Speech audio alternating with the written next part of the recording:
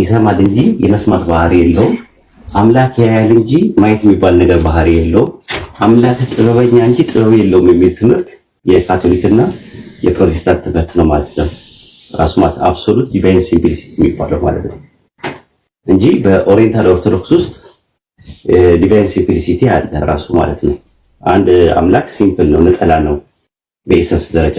ኤሰንሱ አይከፋፈልም። እንደውም እኛ ጋር ሸክስ ራሱ ወይም ደግሞ ፐርሰን የሚለው ነገር አንድ ነው፣ በፐርሰንም ደረጃ አንድ ነው ብለን ነው የምናምነው። እነሱ ግን 3 ፐርሰንስ አለ ብለው ነው የሚያምኑት።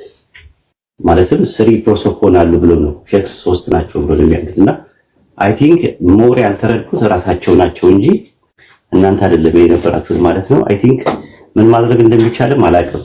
መሀል ላይ የነበረው እርግጫ ይሄ እንትን ለማለት ምናምን ነገር በልካቸውና እናገራችሁ ብላችሁ ወደዛ ነገር ውስጥ መግባታችሁ ለወደፊቱ ትምህርት ይሆናችኋል።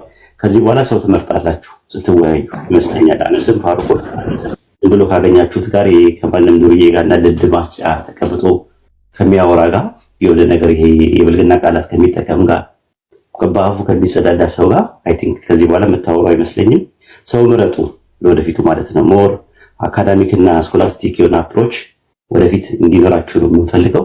በተረፈ ላይ ጨምርላችሁ ያደረጋችሁትን ጁት ነው። እኔ እንደዚህ አልጠበቅኩም የምር ለመናገር ማለት ነውና ቃሌ መምህር ነው። ይሄኛው እንኳን